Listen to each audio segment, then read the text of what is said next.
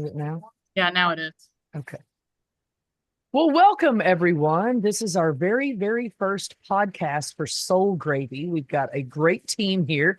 I'm going to let us go around and introduce ourselves. I'm Casey Sheperd. I'm the farm director at Oklahoma Farm Report with a background in radio, live radio. So this is a little bit different for me, but we're going to see how this goes as we start things off. So I will throw it over to Alison, who's going to introduce herself. Hi, my friends. This is such a great day. We've been so excited to start this. My name is Alisen Anderson. My husband and I farm and ranch in Ottawa County, Oklahoma. I also work for Oklahoma Farm Bureau as a field representative, and just super excited to be here and to be with these wonderful ladies. And then last but certainly not least, we have our favorite on the show, Kelli The Payne. favorite. Welcome. Thanks, ladies. Pretty excited about this. Kelli Payne, Mustang, Oklahoma. Proud to serve as a fifth generation farmer and rancher. Family settled down here during the land run. And we are a pretty diversified operation with agritourism and cow-calf and stocker. And look forward to sharing our experiences with anyone who will listen. So I think the point of our podcast was we were actually on a panel together where we were talking to young people at Oklahoma State University. And we really have found that through my job and Alison's job and Kelli's job, we get to interact with young people quite a bit. In fact, we hire those people. So what we're kind of wanting to do with the first edition of this podcast is just kind of talk about what we've learned that young people are not being told. I feel like you guys are kind of being sold a bill of goods at some point with, and the same happened to me, right? We were told the same stuff. So it hasn't really changed since we were in college as well. But interviewing a lot of ag communication folks, a lot of ag business kids that are eager to start their career, but we found that they don't really know how. They don't know who to talk to. They don't know who to interview with. They don't know avenues to pursue. And a lot of it is not realistic, if we're being real Right. honest with the ways that they're going out into the world. For example, I'll start off by saying a lot of folks that I'm talking to right now are adamant about getting a master's degree. Okay. Well, I'm going to start off by telling you I have a master's degree. Ask me when it's done for me. Not a whole lot, right? And maybe it's because it's in English literature and it has nothing to do with my job. But they feel like if they get, and I was kind of the same, if you get a master's degree, you're going to make more money. So talk about your experiences with what you guys have heard about that in the field of if you get your master's degree, you're going to start off making $80,000 a year writing for an amazing cattle company. Kind of speak to that if you guys would. Yeah, I'll take that. I'll take that, Kelly. So I taught before going into my career with Farm Bureau, and I taught at a junior college, one of the best junior colleges in the nation, Northeastern Oklahoma A&M College in Miami, Oklahoma. And to teach there, you have to have a master's degree. They give you a couple years to get that master's degree when you start.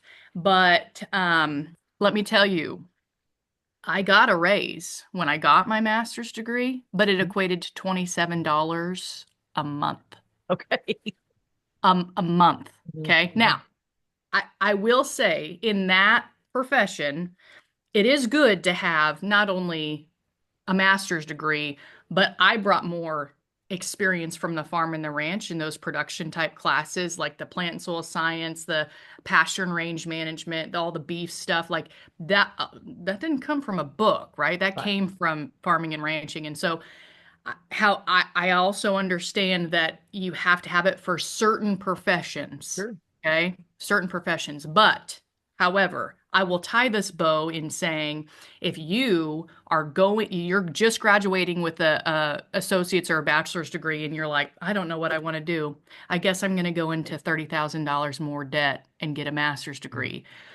I highly, highly encourage you to pause that thought and go get some experience in the job, in the field that you're remotely interested in. So I'm Sure. not saying like if you just get a master's degree in ag com, okay, you go specifically into an ag com field. That's not what I'm saying. I'm saying you get a job in the agriculture industry. Doesn't have to be an ag com. Could be an ag marketing. Could be, it could be at a stockyards. It could be with Farm Bureau, whatever. But like still encompassing ag.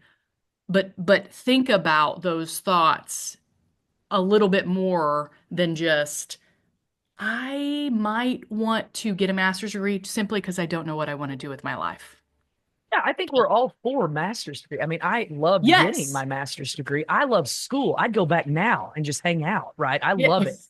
But Yeah. I think what they're being told is that it's going to immediately equate to something further. To Right. Alison's point, you have to find what the further is going to be, right? Right. You have to figure out and get some work experience and some real life Yes. experience.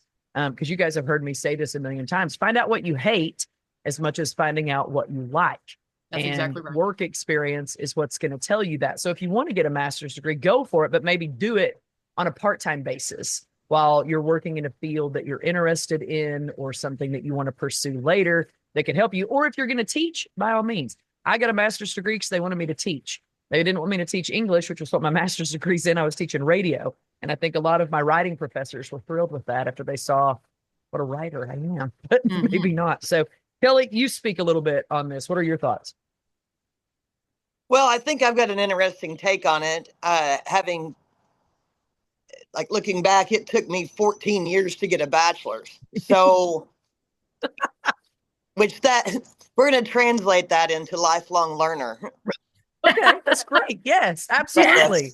That's how that works. So, Everybody should be a lifelong learner. Everyone. Yes. right. But I do agree that if you're just chasing a potential salary and you're already in debt, I mean, it costs a lot to go to school. That's why it took me so long to get through, because I had to work my way through, and I'd set out. And I've told a lot of young people, I went through school backwards, because I love to work. I'm a farm kid. That was what was instilled in us. But doing that opened more doors for me, because I would sit out and try something. To Casey's point, you find out what you don't want to do, and the earlier you can find that out, what you don't want to do, you start eliminating that. Just get that out of the way. You don't like it. Yep.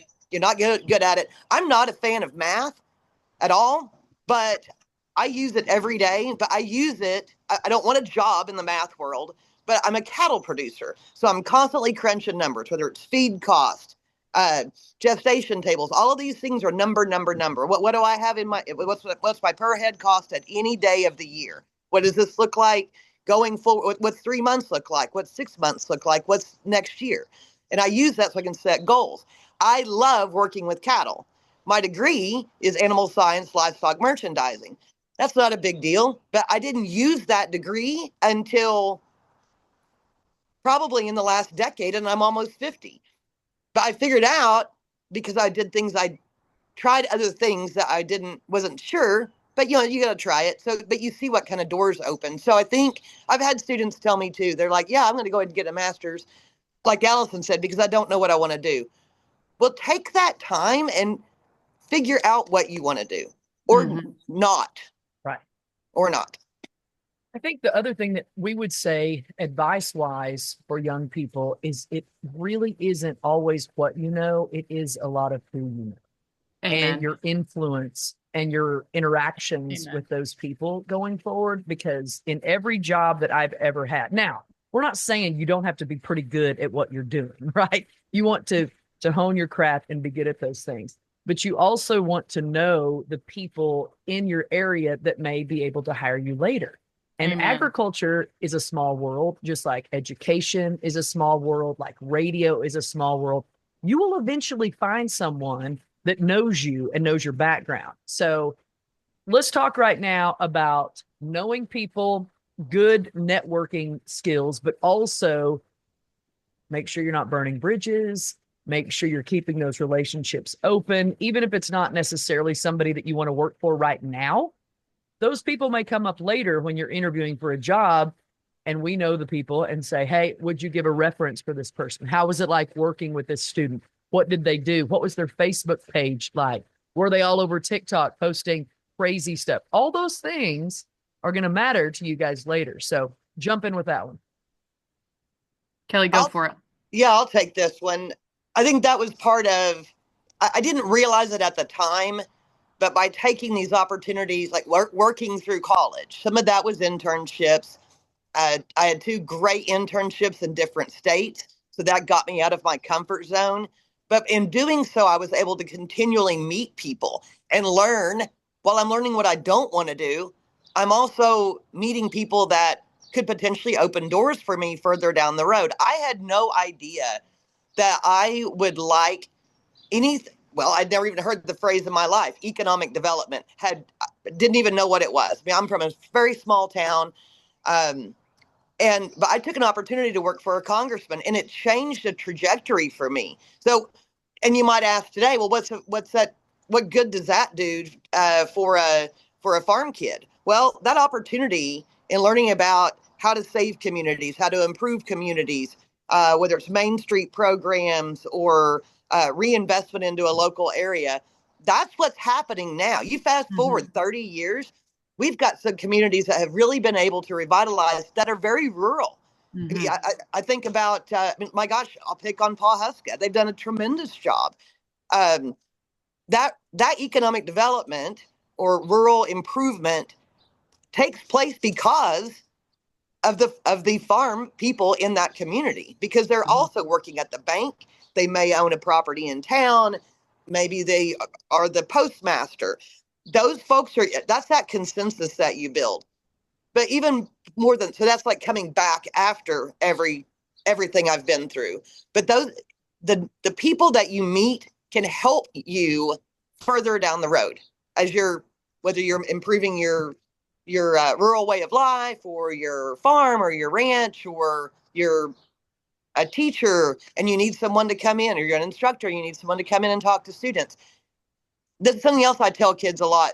I had a great opportunity. I had a wonderful job where I met a ton of people whenever I ran the Oklahoma National Stockyards. And I had a pretty good call log in my phone anyway, contact list.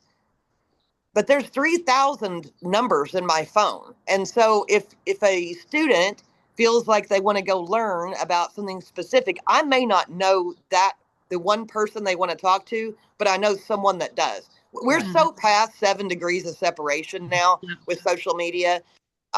It's not hard to find somebody to get to the person that you want to talk to. Yep.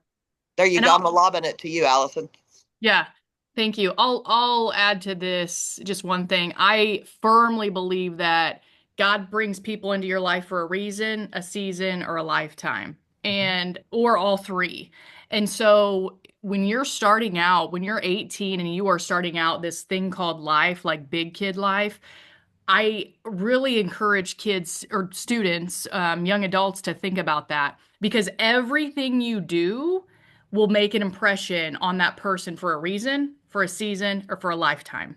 And so it doesn't matter if you're at an Aggie Society meeting. It doesn't matter if you're at the Oklahoma State FFA convention. It doesn't matter if you're picking up feed at the local feed store and you're helping someone load feed. Like, it doesn't matter. You're making an impression on everyone that you meet for a reason, a season, or a lifetime. But more so for you, that is something that people judge you pretty early, right? Like, they're going to know as soon as they make, we make those judgments within the first 30 seconds to a minute. For meeting someone, like, oh, this is someone that I, want to hang out with and talk to, or this is someone that's kind of cold, I'm not sure, whatever. So, like, it's one of those situations where we want to make sure, like, I always wanted to make sure that I was presenting myself with something that I could give to people. Like, service is still very, very important to me. And I took those people that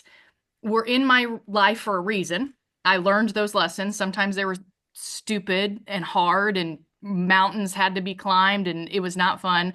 There are some that are in there for a reason. And I will say this: if you're a 1 like me, an Enneagram 1. Talking about the Enneagram. Sorry. Yes. If you're a 1 like me, you want to be all inclusive to everyone, and you want everyone to just get along and love you, and you love everyone. And it's just, you want everybody to feel the love that you have in your heart. Okay. There are going to be people my friends, that don't care about that. Okay. And I would say to those ones that, and I say this to my kids all the time, like, you might not be friends now, but you will be in heaven. Like, you will have to be friends in heaven, right? We're all brothers and sisters. Sorry, I'm bringing Jesus into this, but no, I'm not sorry, but I truly think people are in your life for a reason, a season, or a lifetime. Well, they're also for a lesson. I mean, I think sometimes We're a people are in lesson. my lives for a lesson to teach me what not to do or how not to Amen. act or who not to be around. But you guys, they're also, I mean, as young people, you have to understand you're going to work in crappy jobs. This is Yep. not going to be everything you love all the time. And Yep. you're going to have to pivot a lot to figure out what your happy place looks like. To Alison's point of the people coming into your life, they're going to be people that are you're just your coworkers, and that's it. And you get along that way. There's going to be bosses that you love and bosses that you despise, and you need both of them.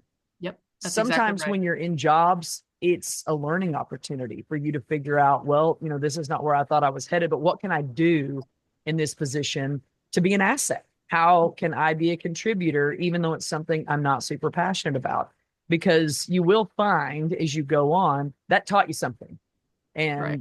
Kelli's got a lot of life experience. So we all three do, but sometimes you have to figure out, I'm going to have to trek through the mud for a little bit to get out where I want to. And it's not always going to be the easiest thing, but let's talk a little bit about some things not to do when you're thinking about networking, relationships, social media, working for people, interview tips, tactics, different kinds of things. We've got a lot of folks that are graduating over this year, next year, ag communication folks, but not just ag people, all people. So let's talk a little bit about advice that you would give of things not to do when you're looking for a job.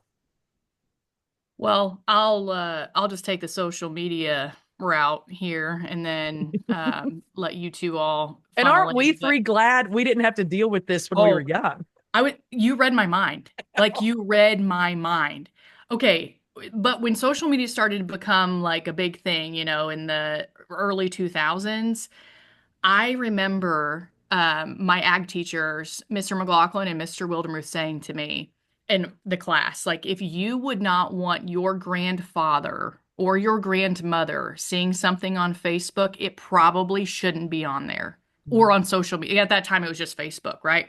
And that stuck with me. And I screwed up. Like, there were things that I probably should not have put on social media, but now that's how I thought, like, after college, okay, you really have to watch what you put on there, because again, people are gonna look at you and judge you within the first 30 seconds to a minute. If they're scrolling on your page and they see you having a really good time at calf fry and this possible employer's looking at your resume while because who doesn't search people if they're gonna hire them on social media? We do. So I highly recommend and encourage you to really look because it's like an online resume. It's a digital resume. Your social media is a digital resume, and that's something that should always be in the back of your mind, right? Would my grandparents be proud of me for putting this on there? And that makes you stop and think a little bit. Right. Kelli. Well, it's funny, and I'll even go back further than that. Are you going to say MySpace? What? No, because I didn't really. My gosh, MySpace. I didn't do any of that stuff, but I think it was so instilled in me, which I don't post squat anyway. I get tagged in a lot of randomness.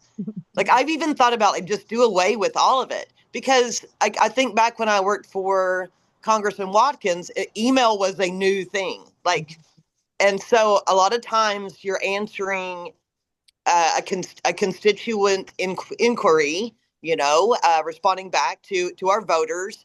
And the adage that they told us was, you're answering for the congressman. But it didn't. It was even further than that, because the message was, if you didn't want it on the cover, the front page of the New York Times, don't put it in an email. Right. Oh, I love that. And so, I love that. Yeah. And so that's always kind of been in my mind. And then now we had the social media I mean, I can't even keep up with all the stuff that's out there. I've never been on TikTok. I don't know. I don't have time for a lot of it, but I almost might make the recommendation of just do away with it entirely. You know, if you don't need it because you're not running a company, or maybe if you're running a company, that's one thing. But if you're just like, hey, selfie, selfie, selfie, what are why would you run the risk? Yep. Or So I make think they're your profile private, right? If it's right. some people I feel like they use social media as a this is it like just a giant album for pictures, right? Yep. So if you want to do that, that's fine. You also need to keep in mind at some point you might marry someone, and if you've got a lot of pictures from the boys from Oklahoma night that you may not want other people to see, but make that album private. It's easy. Just a Make that little quick album private. googly, okay? Make that album private. There may be things your future mother-in-law or father-in-law do not need to see that you did in college. And it's okay that you didn't, because I had a great time at college, real good time. And some of those do not need to be public to the world. Some of it does, because some of that stuff the world needs to see, but a lot of it you do not. So if you're one of those people that wants to keep all of your stuff on a social media site, like the Instagrams, the TikToks, the Facebooks, make it private. You know, there's a lot of people that have kids nowadays. They will say, don't put your kids on social media, especially with all the things that people can do with AI now, making voiceovers in your likeness, pictures, Photoshop, all of that stuff. Just be careful where you're posting stuff, and be okay, to Alison's point, with it being there forever and ever. So, so that's one thing. And then as we're going forward and looking at things, also there's Kelli and I, sometimes we've talked about this. We are Enneagram 8s, and we'll probably do a podcast on the Enneagram going forward. We have to do one. Yeah. But because that's a good one. And it's really not just for a personality profile. It's just kind of good for you to know how to talk to people, because when Alison was talking about the feelers, it's not Kelli and I. No. So we do not lead with feelings first. They don't. So that makes it, if I know someone does lead with feelings first, then I can respond in that way. But don't go on anywhere and bash someone that you are currently working for or your current job. Because again, when you are interviewing with people later, I may call that person an ass, right? So find ways for you to politely say, you know, why are you looking for another opportunity? Well, I was not being fed in the, you can figure it out. With all the AI stuff right now, you can come up with a better response. But just unloading or talking about an employer that you've worked for or worked with that you don't necessarily didn't have a good experience with, let them find that out for themselves later. You don't want to be the person that's dragging everyone's name through the mud, because to all of our point, like we said, the industry gets really small. And we're in Oklahoma right now, but Kelli knows people, Alison knows people. We know people from everywhere, right? And it will get back to them. So just be very careful with how you're talking about your current situation, even if you're trying to get out of it, knowing that somebody will probably ask about that a little bit later. You guys can jump into that. Yeah, and I also think when you're looking at these opportunities, and you have many opportunities, you know, whether that be right out of college or after you do decide to get a master's degree, you know, one of the things that you need to look at is like, okay, what can I learn from this? What can I learn from this job or this career that is going to push me to be a better person? Like, it's not just about climbing that ladder. It's about how can I help change this world, right? I always, like, all I wanted to do was tell people about agriculture. Like, I knew that I wanted to teach in some way, shape, or form. And I thought I was going to teach for 30 years. Like, I thought I was going to retire from teaching, and that's all I was going to do. But then you learn through different careers that I can teach in different ways. And I can do what I'm supposed to do on this earth in many different ways. So don't think like, just because you've graduated or maybe you're looking at a different path from college. And that's the other thing. You don't have to go to college. No. You don't have to. You know what? Farming and ranching, in my opinion, you should have, if we were going to look at that on a scale of an education, you should really have 6 or 7 PhDs for all you have to do to be a farmer or a rancher. Sure. So that's a side point, but take those opportunities from what you want to be, the person you want to be, not the career that you want, how you want to be as a human and better the world. Again, I always wanted to teach and I wanted to feed the world. I get to do both of those just in different ways. Kelli. Well, I think there's a couple of things that kind of get neglected too. And I may be switching the gears on us a little bit, ladies, but it's also okay to, whether you're male, female, to say, you know what, I am happy having a 9 to 5 job, and I want 2.7 kids, 1.5 dogs, a white picket fence. I want to go do my job, and I want to come home and spend time with my family. That is still okay. Amen. That's okay. Not everybody has to just shatter glass ceilings Amen. and do all the things. Find what makes you happy. And that feeds into my other one is, if you find yourself, which we're also all agreeing that, find the things you don't want to do. But if you're in a job where you don't feel like you can go any further and you are miserable, get out. Get out. Life is too cotton picking short. It doesn't matter if all of your friends and your family think, oh my gosh, Kelli's got the best job in the whole world. She's got the world by the tail. If Kelli is miserable, then I am transferring that back to my family, my friends, and I'm wreaking havoc on myself. So it's okay to walk away.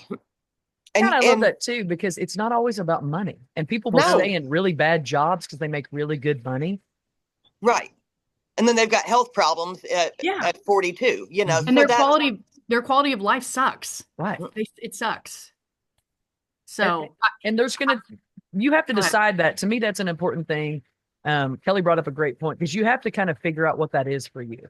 To me, in my 20s, having a family and being married was not a thing. That was not what I was chasing in my 20s. I was chasing radio. I was married to my co-hosts. I loved that life. I was being paid in concert tickets and CDs. I made zero money ever. Best time of my life, though. And I felt like that was the time when I was figuring out, for me, how to do really good radio and being a really good employee. It was not about being a mom. Then things changed, though. Now I have twins. Now I'm a wife. But that allowed me, that time going out and chasing and chasing and chasing, allowed me to be completely content in the job that I'm doing right now, where I don't feel like I'm constantly chasing and chasing. But to Kelli's point, you don't have to do that either. You have to figure out what works in your time frame. We're all different ages. We've lived through different stages of lives and the things that we're doing here. But you have to figure that out and decide, do I want to get married at 20? Okay, do that. That's awesome. Like, I think it's good. It's just, I couldn't have done it, right? I couldn't have done it at that time. Well, and the late great Roger Fent, he was my role model. Like, that, I loved this man so much. I got to, he was one of my instructors at NEO, and then I actually got to take his job. They split his job into 2 jobs when he retired from NEO, and I got to be one of those positions. But he always told us when I was his student that, listen, God puts the years of 18 to 25. Some of us, it takes us until we're 30, even beyond that. Those are your selfish years. Those are the years that you get to do all of those things to make you a better person, so that when your selfish years are done, or, almost done, like, you can be a really good farmer or a rancher or a wife or a mom or a professional. Like, you get to have all of those really good experience, and that time is vital, because if you don't take that time, how do you know who you are? Right? Like, how do you know the kind of mom you want to be, or, cattleman or woman that you want to be? You don't know. So you have to make those experiences happen, or you simply will not know. So, and you don't want to be, we want to be contributing members of society. And if you're selfish in that way, then you're not going to be contributing members of society. So I've always told kids that, like, take that time and do those things, have those experiences, meet those people, go to those concerts, like, take the internship in California. We've had several kids do that, or, Alaska or Hawaii. Let's go to Hawaii. That'd be fun. work on some coffee plantations. How fun would that be? But like take them. This is your selfish time, and you're never going to get it back. Right. You will never get that time back. Closing thoughts for just advice to folks listening, young people today. Alisen, closing thoughts. I want to leave my closing thought with my word of the day is tenacity. Okay, so tenacity, Webster's dictionary says, is the ability to hold on to something firmly and not let go easily. It's about staying focused, resilient, and creative into overcoming difficulties. Listen, life is hard. It's not easy. Climbing mountains is not easy. Going through droughts and floods is not easy. But if you have tenacity, you can do it. Kelli. Work hard and be nice. Oh, I love that. It's so much easier said than done, Kelli. I know this. That's why I have a huge sign hanging in my house that says it. So I have a daily affirmation. But I think there is a lot to that. And it doesn't matter. And when you're working hard sounds hard because that's what it is. But I'll also agree with Alisen, that to have the tenacity, to have discipline, but give yourself and others grace. Be kind. We never, and I'm certainly, I fail in that area, but not everybody's having a great day around us. Amen. Right. I think mine is to be, are you done, Kelli? I'm finished. Okay. What do you have? What's well, your I was just going to say, be endlessly curious and find a really good mentor, right? Because Amen. I think all three of us would tell you there has been people in our lives that literally transformed the way we thought about things, the way we went about things. And also you're going to have some bad mentors too. Yep. You can still take the same things that you are taught from them to figure out what you want to do. I don't do things like everybody else does them. And I've taken a lot of crap for that in my career, but I'm okay with it. I told Kelli, I wear bows I'm in my 40s and I wear bows and I love glitter and I'm not ashamed. I'm gonna lean You into should it. never be. That I makes love Casey glitter. Casey. So be endlessly curious, find yourself a good mentor, and then figure out what you want to do with your life. So that is the first Soul Gravy podcast for today. So we plan on doing some things in the future. I'm curious. I'm endlessly curious. So I don't know what all those are, but we're going to figure them out along the way. And if you guys have ideas or things that you think would be fun for us to talk about, you could shoot us an email. We'll have all of our information up. So good job. Good job, everybody. This is our first one. So let's wave on and say goodbye. Goodbye.